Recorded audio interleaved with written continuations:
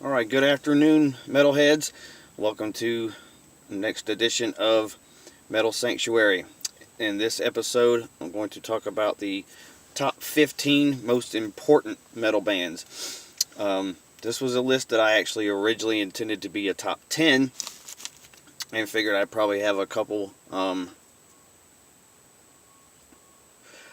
honorable mentions in there, but when I looked at the honorable mentions possibility, honestly, each band that I had in this, and I ended up with, I think, 16 on the list.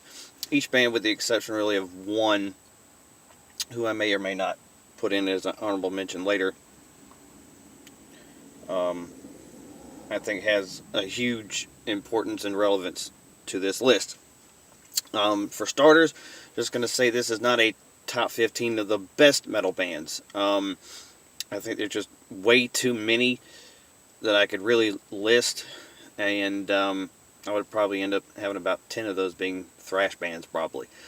And also, I will be leaving a couple bands out of this that I think some people would probably want in there, but just for my purposes, my personal opinion, I don't think that Led Zeppelin or Deep Purple were metal bands, especially, definitely not Zeppelin, but I think Deep Purple had a lot of the influence for the bands that would come after them, but I don't think necessarily were an actual metal band. I think the Gallop riffs, which Iron Maiden is famous for, I think Halford's high-pitched screams definitely influenced by Ian Gillan.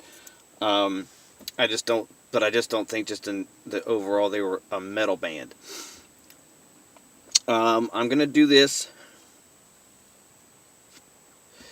in a descending order instead of an ascending order, because I think that pretty much anybody will figure out who the number one would be anyway, so no need necessarily to count down to number one. So I'm going to start with number one, and that being Black Sabbath. Sabbath, they create metal. They create the metal riffs. They create the dark undertones for everything that would follow after. And yes, they were coming around the same time as Zeppelin and Deep Purple, but I think their music was just a lot heavier, a lot darker, and I just think that it's just too much of their influence more in metal, in actually being a metal band. I think Zeppelin and Deep Purple had influence on metal, but they weren't a metal band, and I think that Sabbath were the first really true heavy metal band. Second on my list would be Judas Priest. This is, at least to my knowledge, they are the first to bring in the dual guitar attack. They are the first to really kind of start stripping any element of blues really out of metal. Not that it completely ever goes away necessarily, but especially around their third album, Sin After Sin, the blues really kind of goes away, and you could just see the direction metal would go from there. And they're also very highly important for the metal look, which when they did the Hellbent for Leather tour, that's when Judas Priest lead singer Rob Halford started donning the leather and the whips and the chains look, which would start to define at least the very first metal uniform anyway. Number three, a band that I really don't consider the entire catalog to really be metal, because later on I think they developed more of like a pop rock radio sound. The band Rainbow, where Ritchie Blackmore leaves Deep Purple, starts his own band, recruits Ronnie James Dio for lead vocals. Dio eventually goes to Sabbath, does his own solo work. So Rainbow's important for bringing Dio into the forefront for metal, which Dio brings this into the metal culture. Also, I think Rainbow, especially more than Purple, were were that band that really they were heavier than Deep Purple, and they were faster than Deep Purple in some aspects. And also Rainbow, at least their first three or four records with Ronnie James Dio, they usher in that kind of precursor to power metal, the lyrical themes and such, and also having keyboards in there as well, which not all, but a good majority of power metal bands and now what you would call symphonic metal bands highly known for. Number 3, Iron Maiden. They piggyback a little bit off of Judas Priest with the 2-guitar tandem, and now, of course, they have 3 guitarists. They had just kind of a faster intensity than what Priest was, and they bring a couple of things to the table. One, they're part of the new wave of British heavy metal movement, which starts in the very late 70s, say like 78, 77, 78 to 80, 81, bands coming out that, really try to, push punk aside. Mostly this going on in the UK. They also bring what I consider to be the first heavy metal mascot in Eddie, the demon-looking zombie figure that's on all their records, appears in a good bit of their live shows. So I think, just their importance on that for heavy metal, and also, bring Dickinson in on the third record, Number of the Beast, continuing with that very melodic vocal style. Number 5, Motorhead. They came out before Maiden, a few years before Maiden's, maybe for about 3 years before Maiden's debut. And, this is, brings in a more raw sounding for metal. You've got the distorted bass, you've got very raw guitars, you've got Lemmy's vocals, which are not the cleanest of vocals. And you get double bass drumming and stuff like that, which along with the next band at number 6, Venom, huge influences along with the new wave of British heavy metal and punk on getting the start for thrash going. Venom, like I said, they have the influence there for thrash, but they also kind of start out as this precursor to black metal, which later bands like Celtic Frost, which at the very beginning they were called Hellhammer, out of Switzerland. They kind of ride this death kind of black sound, and then eventually leading to what I believe is probably to be the first black metal band, Bathory. At number 8, kind of combining with Venom to help with that sound, Merciful Fate.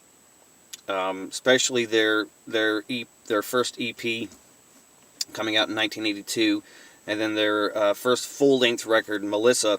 That helps with the darkness for black metal, and also a lot of thrash metal bands. Kerry King of Slayer, Metallica obviously have mentioned Merciful Fate as a huge influence on what they do. At number 8, Metallica.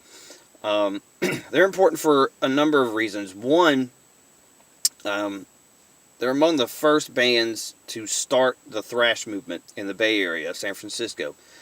An anti, or maybe a protest to the glam scene that was going on in L.A., and they couldn't really get any exposure in L.A. They weren't all about hair all everywhere and makeup and looking like girls and stuff like that. So they start, with the bands I mentioned before. They, helped create thrash, a member of the Big Four. And a lot of people need to understand that Big Four does not necessarily mean they're the best 4 thrash bands. They are the Big Four because they were the ones that brought it out and got it going. They're also instrumental in helping getting heavy metal into being more mainstream with the controversial Black album. They had a huge hand on a few thrash bands' influence there. You get Megadeth because they kick out Dave Mustaine. They take Kirk Hammett from Exodus, which leaves Gary Holt to be the leader of Exodus. They take Flotsam and Jetsam bassist Jason Newsted out, which affects Flotsam and Jetsam. So, Metallica, very important metal band. At number 9, Suicidal Tendencies, also out of California. They kind of become that first crossover band for the thrash and kind of punk crossover, mixing a little bit of kind of a funky deal to it. And, they take things a step further, kind of with the being more kind of like the crazier lyrics. Number 10, got to bring Doom into the equation. Candlemass. Not just because they're my favorite doom metal band, but I think they kind of start what really doom really ends up kind of transitioning to with their first record, which was Epicus Doomicus Metallicus. Not my favorite. My personal favorite are the ones with Messiah on lead vocals, especially Tales of Creation and Nightfall. But, Doom was around before them. Bands like Pentagram, Sleep, and I think St. Vitus probably came out before Candlemass did. But that was kind of more of like a more distorted, almost a rock sound. And I won't say they were doom rock. They were doom metal. They really started everything. But Candlemass just brought it into being just this epic sound. And, the first time I heard it, I was just like, what is this? They had it was on a satellite music channel, and they did a Black Sabbath medley, and the singer goes on and he does these different variations of the songs, and some of the songs that Ozzy would do in a higher register, he kind of does them a little bit lower, and then kind of vice versa. Really, just really smooth, crushing, epic doom metal band. At number 11, I actually have a combination of bands because there's a lot of controversy on which one kind of started death metal. You've got Possessed out of the Bay Area, and you've got Death from Florida. Come out kind of around the same time.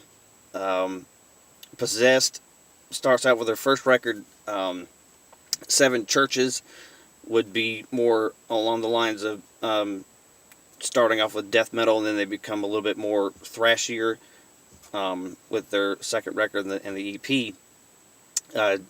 Chuck, definitely with Death, you've got Scream Bloody Gore. That feeds into just about everything that would really come death metal wise. At number 12, going to keep with death metal, except we're going to go to the New York scene with Suffocation. They kind of bring the element of breakdowns and things that would eventually be really big influences on on deathcore. Not so much vocally. The deathcore vocals are a little bit different, and different bands sound vocally different with deathcore. But Banger Films had a video where they did a deathcore debate, putting the top influential bands in there, and Suffocation was, I think, kind of rightly so. They were like at the top, a little bit higher the list, being like the band that kind of gets that ball rolling, and really kind of the sound that they bring, especially on the East Coast, was more of hardcore instead of just punk. It was hardcore punk, and that kind of infused with their brand of death metal. At number 13, gonna go with Pantera, and the reason why I say they're in this list of the most important bands is because, as far as in the public eye, because just because thrash kind of died down when the grunge era came up, didn't mean that metal went away. It went back underground with the bands I've mentioned, the death metal scene and the early stages of the black metal scene, and then the like. Pantera kept the public interest up in heavy metal, and they didn't. They did start off with some glam styled records, their first 4 records, but then when Cowboys from Hell came out, it brought brutality back, and also getting that start on groove metal, and you get bands like Machine Head and the later era Soulfly, kind of going in, into that realm. At number 14, I've got Type O Negative. This is the band that I think made it more, or started to bring the goth themes to metal. Before you had bands, Marilyn Manson or Lacuna Coil or something like that. I think Type O Negative really, and they kind of blend kind of an industrial sound to it and a real doomy kind of thing. So they kind of got a three-way thing really going for them. Last but not least, number 15 for me is one of the bands currently, having one of the biggest followings in quite some time, and that's Lamb of God. I think they give the old school metalheads a band that's out now to really get into, that reminds them of a Pantera or a Machine Head or something like that, or combining the thrash metal stuff and some hardcore stuff, to kind of give us a band to listen to that's not metalcore or whatever. Lamb of God really kind of carries. They're doing now what Pantera did in the 90s, just in my opinion. I think you could even probably throw a band like Devil Driver in there as well. So there's my top 15. No honorable mentions this time. I'm going to start uploading this soon, and pretty shortly, within the hour, I will be doing another video today. And it's pretty special to me, and I think it's going to turn out pretty cool. I'm not going to give anything away on it. But anyway, as always, subscribe, like, comment. As I said with my last video, at some point I will do an Ask Me Anything video. So if you have a question you want to ask me, you can put it in the comment section of this video or any other video you happen to come across of mine. If you're not subscribed onto YouTube, you can find me on Facebook. You can send me a message. My name on Facebook is TIMMAY, Thrasher Pace, Pace. Shoot me a message, and when I get a substantial amount of questions, I'll be able to do that video. So as always, stay metal, and God bless.